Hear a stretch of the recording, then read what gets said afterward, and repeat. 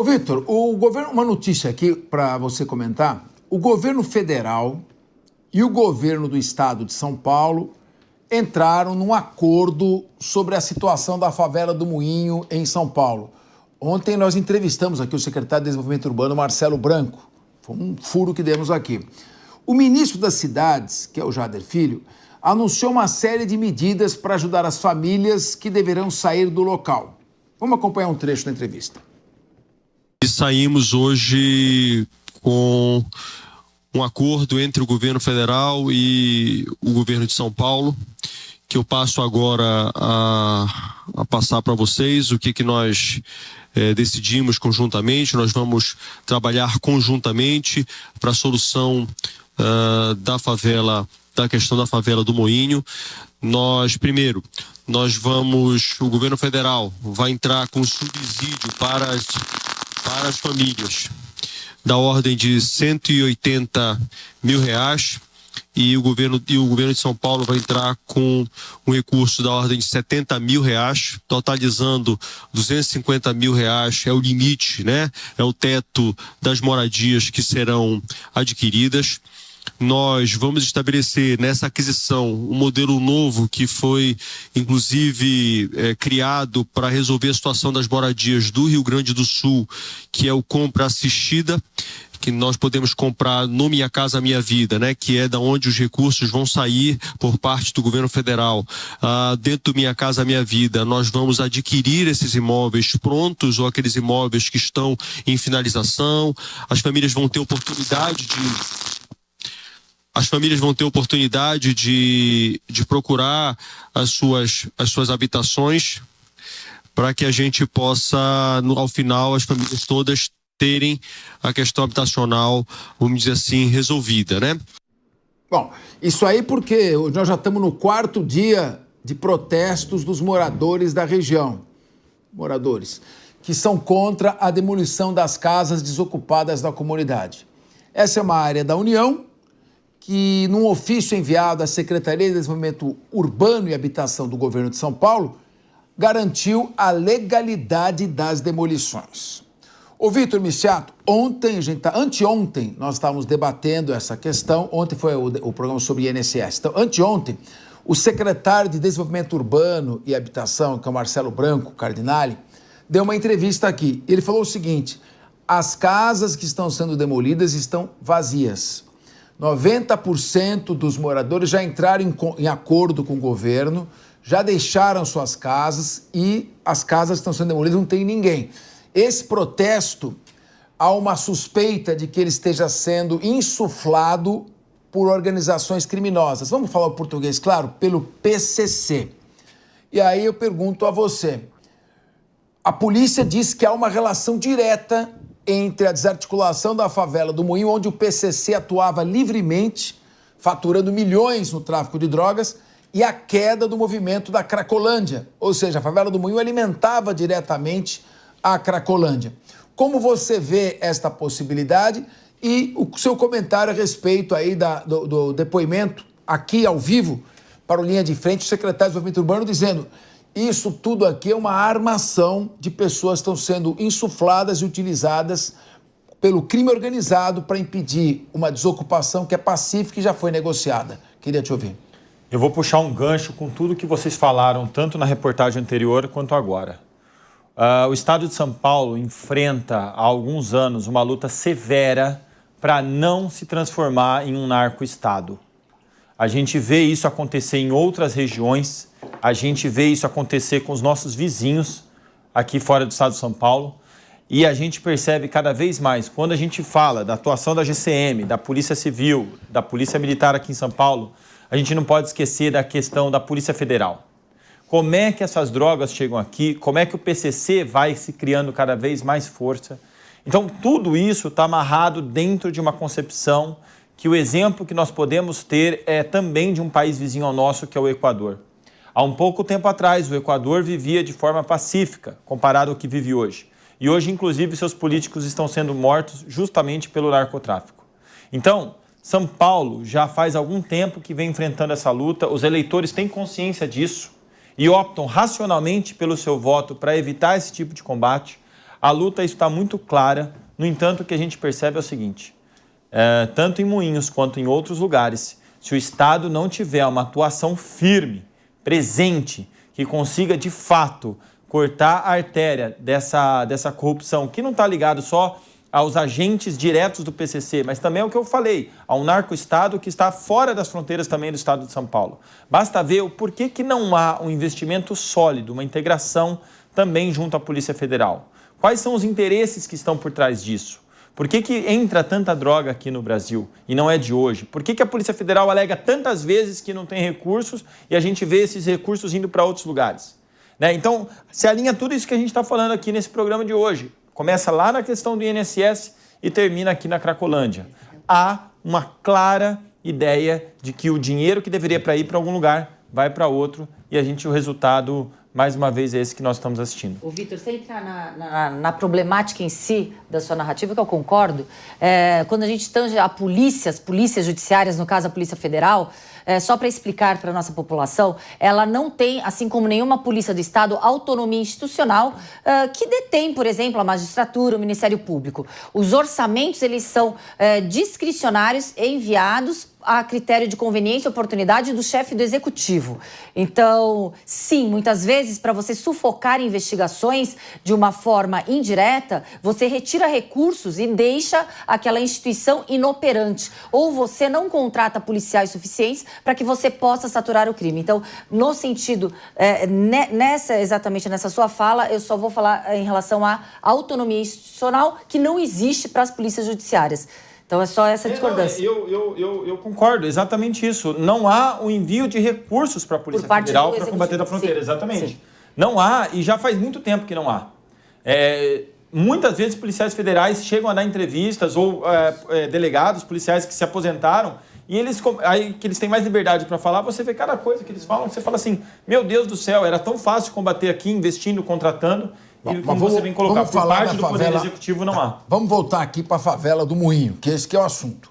Ô, João Belucci, eu queria saber, eu estou vendo nas imagens aqui, o pessoal bem vestido, com um celularzinho, filmando.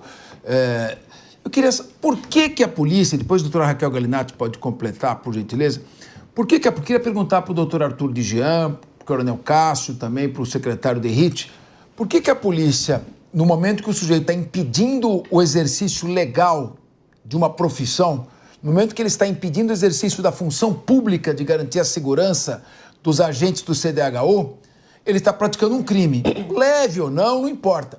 Eu não entendo por que a polícia não pega essas pessoas, leva para o distrito policial para identificar, para saber se são moradores, estão lá a mando de quem, qual que é o interesse dessas pessoas, qual a ligação que elas têm com a favela do Moinho ou com alguma organização que atue lá dentro.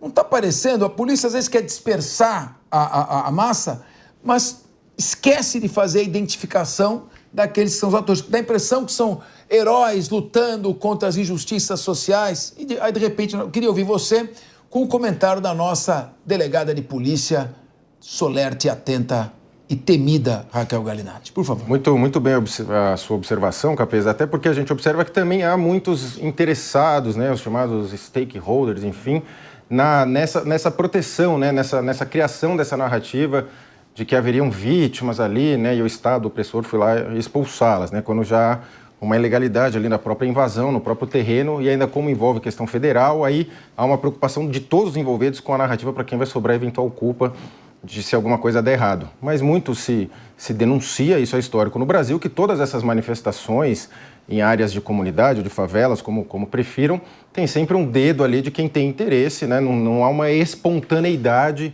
isso sempre é bastante questionado. E também está sendo apontado que a favela seria usada como entreposto, ou enfim, como depósito de drogas, de armamento, então tem sempre essa dificuldade em fazer essa leitura. E como você colocou na notícia, mais de 90% das pessoas já aderiram ao plano que foi proposto. Aquelas pessoas, em sua grande maioria, são honestas, trabalhadoras, demandam e almejam uma moradia digna. Então, grande parte aderiu, causa esse estranhamento e aí a população passa, até em parte, que apesar de estar a favor da polícia, exatamente como tem que ser, apesar de muitas muitas notícias, enfim, de parte da mídia querendo sempre descredibilizar o trabalho da polícia, que também fica ali de mãos atadas. E como você colocou, está filmada de fácil identificação essas pessoas, ainda mais... Um monte de intruso aí que não tem nada a ver com a história, né? O nosso glorioso Smart Sampa, não é? Que ele não está sendo usado para isso, então poderia ser usado perfeitamente. Pois é. Agora, Raquel Galinatti, não é função do choque, segundo o batalhão de choque, fazer isso. O Manual de Controle de Distúrbios da Polícia Militar determina que se faça a dispersão da turba, não é função dispersar e deter.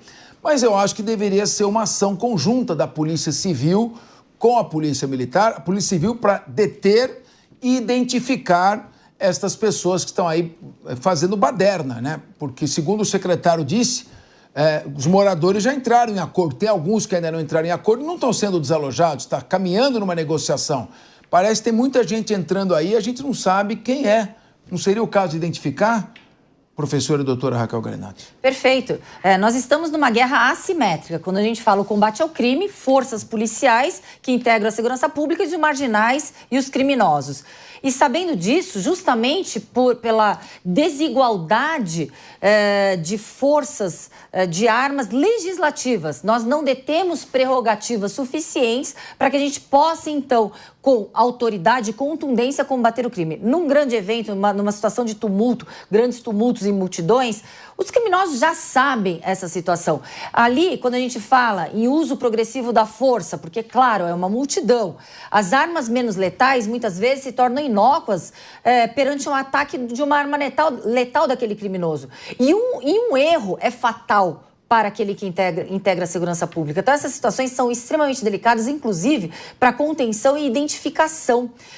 Se nós tivéssemos leis que coadunassem e dessem respaldo legal para a atuação daquele que integra a segurança pública, o nosso cenário seria completamente diferente.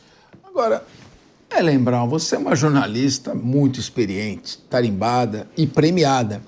Por que a imprensa, quando tem um evento como esse, normalmente ela se seduz muito mais para pegar se tem alguém que eventualmente entrou em conflito, se algum policial passou alguma coisa da sua linha de atuação, por que não se prepara para fazer uma matéria dizendo a ocupação foi feita com sucesso, numa ótima negociação e uma atuação competente da polícia? Parece que estão ali que nem abutre esperando algum erro para noticiar. É aquele negócio, é gostoso noticiar o dono que mordeu o cachorro? Não. Eu entendo isso, Ellen. Não, é gostoso. E é bom a gente poder falar sobre isso, né? Porque senão fica com essa coisa assim, a imprensa é ruim e quer atacar a polícia. E na verdade, assim, a imprensa ela é um dos pilares da democracia. E ela está aqui, assim como o Ministério Público, assim como outros órgãos que a gente tem, para fiscalizar que a sociedade funcione da maneira que ela precisa funcionar. E aí tem sempre essa coisa assim, não, mas a imprensa então que ataca a polícia, por que então não ataca ali o morador que está fazendo o crime? O que se espera da polícia? Eu espero que a polícia seja eficiente. Eu espero que a polícia atue corretamente, né? Se ela o faz, isso não é notícia. A gente tinha uma brincadeira na faculdade de jornalismo que dizia assim, se o cachorro morde a pessoa, não é informação. Agora, se uma pessoa morde um cachorro, isso é informação. Eu espero que a polícia seja eficiente. Eu confio, eu inclusive só vivo em sociedade porque eu fiz um contrato confiando que o executivo vai estar olhando por mim, que o legislativo está zelando pelos meus interesses e que eu tenho uma polícia, que é o braço armado do Estado, para me proteger. Se a polícia assim não o faz, é informação. É isso que eu faço, eu fiscalizo. Então, eu consigo entender completamente a revolta quando você diz, mas a imprensa só quer dizer falar mal de policial. Não, é porque assim, o que se espera é que atue bem. Se não o fizer, nós estamos aqui na fiscalização, né? O jornalismo é a fiscalização. Por que a notícia coisas que às vezes você diz, pô, mas isso é notícia, a outra não é? O critério de noticiabilidade é o quão próximo aquilo é da gente, o quanto aquilo nos desperta interesse e o quão justa ou injustas as coisas são. É por isso que existe a imprensa e é por isso que ela atua dessa forma, que muitas vezes parece, eu entendo, por exemplo, a Raquel Galinatti deve muitas vezes dizer, o que é isso? Estão atacando a minha instituição. E eu entendo o seu sentimento, né? Agora, se você faz o seu papel... Você é mãe, Raquel, não sei se você é mãe, desculpa, não, né? Mas, assim, mas uma mãe que faz um papel... Tia, faz um papel bem feito, ninguém vai lá dizer, parabéns, mãe, como você é uma boa mãe. Ninguém espera isso. Você faz, só faz, né? não se espera esse aplauso. Pois é, nós ouvimos aqui, é importante, por isso que o Linha de Frente ele é bastante enriquecedor para quem assiste. São várias visões e todos profissionais consagrados e experientes nas suas áreas. Mas, João Belutti, quando a imprensa faz isso, ela acaba não, ao exercer essa fiscalização, ela não desestimula o bom policial, porque aí ela focada no negativo, que é o dono mordendo o cachorro, ela acaba nivelando todos. Quando você vai na política, você tem a ideia de que todo deputado é mal intencionado, todo senador também, porque aqueles maus exemplos é que acabam destoando. Não é uma atividade de fiscalização também trazer boas notícias? Ou será que nem sempre vem boas notícias só quando tem algum estímulo? É bem mencionado, Capês, você colocou de forma correta, a Ellen. Também há esse interesse por quando há uma disruptura na ordem ali natural das coisas. Então também a grande parte do público também acaba se interessando por esses temas. Agora o que eu vejo também é que há o ato de noticiar em si, muitas vezes com a aplicação de um filtro ideológico por parte de quem o noticia, que aí está dentro também de um cenário maior, né, de uma cultura assim, de anti-polícia, anti-establishment, colocando de alguma forma assim, sendo que esses grandes incentivadores acabam sendo, na verdade, parte do próprio estamento. A polícia enfrenta até um déficit de quadro, não é, Capês, aqui em São Paulo, vem diminuindo o interesse, há um grande cerco em volta da polícia e ela acaba sofrendo muitas vezes consequências de atos de quem está lá em cima na alta burocracia, e esse funcionário da ponta que lida ali com o dia a dia de fato tem que tomar decisão em raros segundos ou milésimos de segundos, acaba sofrendo todas as consequências. Tem que usar câmera, mesmo sendo uma das polícias mais efetivas do Brasil, se não a mais, acaba ficando sob o holofote, até porque interessa muito isso. Então acho que assim, tem esse conceito também de que se noticiaram muito esses temas por conta da opinião pública, e o conceito de opinião pública ele não é a opinião do público, é a opinião de quem detém os meios de comunicação, de quem divulga a notícia. Então nem sempre o público quer ver aquilo, mas é o que interessa aos formadores de opinião que não necessariamente se coadunam com a opinião da própria população em si. Então, Raquel Golenati, eu vi que você estava incomodada, porque você é delegada de polícia e estava incomodada, mas o que a Ellen Brown fez foi traçar um diagnóstico perfeito. Como é o ofício da imprensa, e isso se aprende desde os tempos dos bancos de faculdade de jornalismo, não é? A imprensa está lá para observar, verificar alguma coisa que acontece de anormal e reportar isto que acontece. Agora, também não é anormal o crime organizado estar manipulando pessoas para impedir uma desocupação pacífica com a qual a população está de acordo? Depois eu quero ouvir o Vitor e aí volta para ela. Não também seria uma função do jornalismo investigativo buscar isso aí? Exatamente. Por isso que existe uma ausência de simetria quando a gente fala crime e polícia e forças de segurança. Aliás, eu tenho o maior respeito pela imprensa. A imprensa, ela colabora, sim, para o pilar da democracia, para que o sustentáculo da democracia continue em pé. Porém, quando se critica ou se fiscaliza, não pode ser apenas pela superfície. Tem que ser aprofundada essa pesquisa, tem que ser aprofundada essa investigação para passar para a população o que realmente acontece. Eu, quando presidente do Sindicato dos Delegados de Polícia do Estado de São Paulo, por 2 mandatos, e como vice-presidente da Federação Nacional, claro, esse foi o papel conjunto com a imprensa. A imprensa, ela tende a ir para o imediatismo. A polícia é ineficiente. Mas vamos lá, vamos fazer um trabalho. Por que essa polícia é ineficiente? A polícia, ela tem autonomia para autogestão. A polícia, ela pode contratar policiais. A polícia, ela pode contratar equipamentos. Ela pode suprir o déficit ali das demandas que chega até a população como um péssimo serviço público? Não. Então, a partir do momento que a imprensa bate naquele que não tem o menor poder de alterar aquela realidade. Aliás, o policial, ele gostaria de trabalhar na sua excelência, mas muitas vezes o policial, ele coloca dinheiro do próprio bolso para poder prestar um serviço de excelência para a população dentro da sua própria qualidade. Sem contar a ausência de respaldo legal, de legislação para dar esse amparo ao policial. Aquele policial que muitas vezes exaspera as 12 horas do plantão, 20, 30 horas e não tem ninguém olhando este policial. Então, é nesse sentido que a imprensa, muito parceira na minha atuação como representante dos delegados de polícia do Estado, automaticamente como representante da polícia, sabendo que o policial ele não pode manifestar, e aqui o doutor está certíssimo, o policial ele não pode, quando integrando a instituição policial de segurança, ele não pode manifestar nada sobre uma opinião que denigra a imagem de uma instituição sob pena de demissão. Isso aí está nas leis orgânicas, tanto no âmbito estadual como nacional. Então, é uma problemática que, muitas vezes, eu sei que o jornalismo sério sabe Olha lá, disso. quem que é essa turminha que tá passando aí? É o cara bem vestidinho ali, ó, xingando. Ativistas. Olha lá, um tom desafiando o policial. Ele não mora lá na favela, não. Olha lá, olha lá ele, olha lá. Aqueles que exploram a miserabilidade. Ó, Vitor, olha lá, tá falando, fazendo discurso. Sim. Que interesse que ele tem aí? Precisa identificar quem é. Sim. Queria te ouvir. Eu sou professor de História, formado em Universidade Pública, e eu acompanhei durante meus 4 anos, junto com vários dos meus colegas, a delegada aqui ao meu lado falou muito bem da imprensa como sustentáculo da democracia. Mas a polícia também tem que ser vista como um sustentáculo da democracia e do bem-estar. E muitas vezes, conceitualmente, ela já não é ensinada, ela já não é passada para o cidadão, através de nós, professores, como um sustentáculo da democracia. A polícia é sempre vista como algo autoritária, como algo ligado apenas à repressão. Então, isso já vem lá na base, na educação.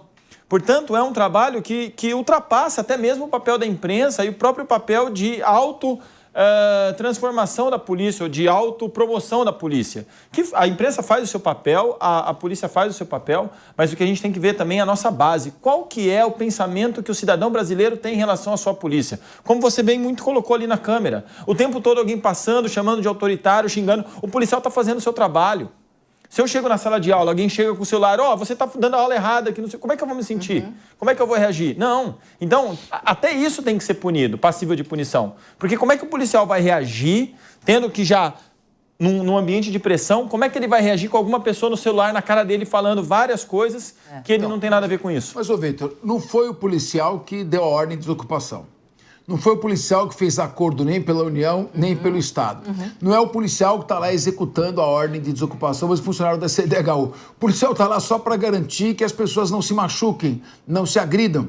E tá o sujeito lá, agora com essa moda de celularzinho, como se intimidasse alguma coisa. Tô te filmando, hein? Agora, minha querida Ellen Brown, aqui é linha de frente. Você foi confrontada. Você tem a palavra. Vamos lá. Não, eu quero colocar, porque é importante isso, e veja bem, no jornalismo, assim como na medicina, assim como no direito, assim como na polícia, você tem bons e maus profissionais. Quando o Bellucci disse, mas tem um interesse editor... Eu brincava em sala de aula o seguinte, meu querido, você sempre vai servir algum senhor, se você trabalhar na Record vai ser diretamente a ele, mas sempre vai servir algum senhor, né? Porque, assim, existe uma questão editorial. Nós trabalhamos em empresas que precisam sobreviver, a não ser que você vai viver em ONG, é outra história. Mas, assim, uma empresa ela precisa sobreviver e existem questões editoriais, claro. O jornalismo, a reportagem, ela precisa funcionar a par disso. E para funcionar a par disso, a melhor coisa que você pode fazer é pelo menos tentar ouvir todos os lados de uma situação e reportar todos os lados. Se o editorialista, se o analista, se o opinativo vai ter lá a opinião do jornal, e isso antigamente era bem separado, hoje em dia infelizmente não é outra história. Mas o jornalismo precisa estar neste lugar. Aí você me perguntou, mas então não tem que ir lá perguntar quem são essas pessoas filmando na comunidade? Esse é um dos papéis. Nós também investigamos, embora não somos policiais, nós não temos poder de polícia, não, né, nada disso. Então, é um dos papéis, também é investigar. Aliás, como é que vocês ficaram sabendo de Mensalão, de Petrolão? Como que vocês foram informados sobre isso? Foi a mesma imprensa, que uma hora é acusada de vermelhinha, de outra de não sei o quê, de fascista, a mesma imprensa, né? Que um dia é PIG, no outro é a imprensa comunista. São os mesmos jornalistas, tá? Então, assim, porque a gente faz esse tipo de investigação, tem que ser feito. Agora, é fácil? Não é fácil. Como que você vai lá e dizer assim, olha, isso aqui está sendo... Você é um repórter que está lá no meio, entre o choque e os moradores, porque é assim que a gente fica. Todas as vezes que eu fiz manifestação, e fiz muitas, inclusive nesse lugar, você fica entre o choque e entre a população. E nenhum dos lados gosta de você, tá? E nenhum dos dois lados está querendo falar contigo. Como é que você vai bancar isso? Você vai ter que investigar, isso requer tempo, requer dinheiro. Nem a polícia consegue investigar a fundo e bancar essa história. Como é que você banca? Você, jornalista, que não tem esse poder. Mas, assim, é um dos nossos papéis, é um dos nossos desafios, assim, né? Você pode fazer, por exemplo, os colegas lá da Gazeta do Povo, uma vez, foram expor o salário de juízes que ganhavam acima do teto. Ganharam de presente 40 ações idênticas, tendo que se dividir pelo Estado para ir para a comarca representar, até onde o STF dizer, não, acabou isso aqui. Mas o que é isso? Né? O que é esse tipo de coisa? A gente também está exposto, Raquel, como vocês, a uma série de pressões e críticas. Pois é. Agora, ô João Bellucci, mais ou menos 9%, 8,1%, 8,2% da população brasileira mora em favelas. São 16 milhões e 400 mil pessoas que são obrigadas a morar em subhabitações, né? Com muitas vezes sem acesso a esgoto, água encanada, água potável, e reféns de organizações criminosas. Né? E a gente vê muitas favelas ilegais, irregulares, sendo erguidas a todo momento. Se você vier para São Paulo, pela Castelo Branco, pegar a Marginal Pinheiros, você vai passar em frente a um conjunto da CDHU que foi totalmente descaracterizado com construções da PCC Empreendimentos Imobiliários.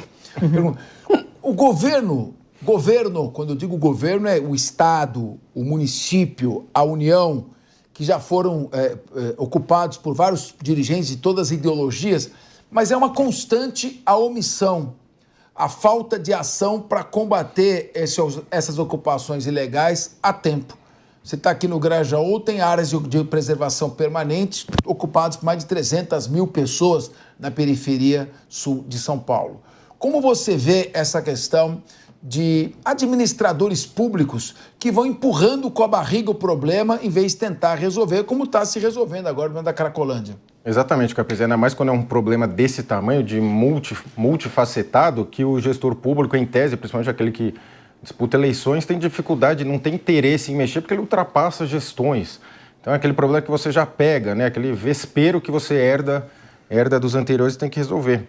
Agora a gente observa, existem muitas a gente tem aqui em São Paulo a chamada Zona do Rodízio, né? E o São Paulo da Zona do Rodízio é como se fosse qualquer capital europeia e você tem as favelas dentro dela também, então, e nos anexos, assim, nos bairros mais periféricos que acabam sustentando todo esse sistema. E como você colocou, você vai expulsar as pessoas. Você já tem, normalmente a Secretaria Municipal que lida com esse tema, ela já tem alguém mais simpático, não a polícia, ao outro lado dos moradores, que também depende de fazer política sobre aquele assunto, que acaba emergindo para ele um capital político ali para colher também, aparecer, hoje em dia fazer os seus recortes, falar, eu lutei pelos moradores, isso também tem um capital político a se colher. Então fica essa situação, todo mundo contra a polícia, o cidadão no geral a favor da polícia, mas nem sempre tendo essa representatividade em termos de mídia. E você observa essa construção, o Estado, né, que ele se aplica a uma porcentagem da população, via de São Paulo, Rio de Janeiro, nem se fala então, esse Estado formal,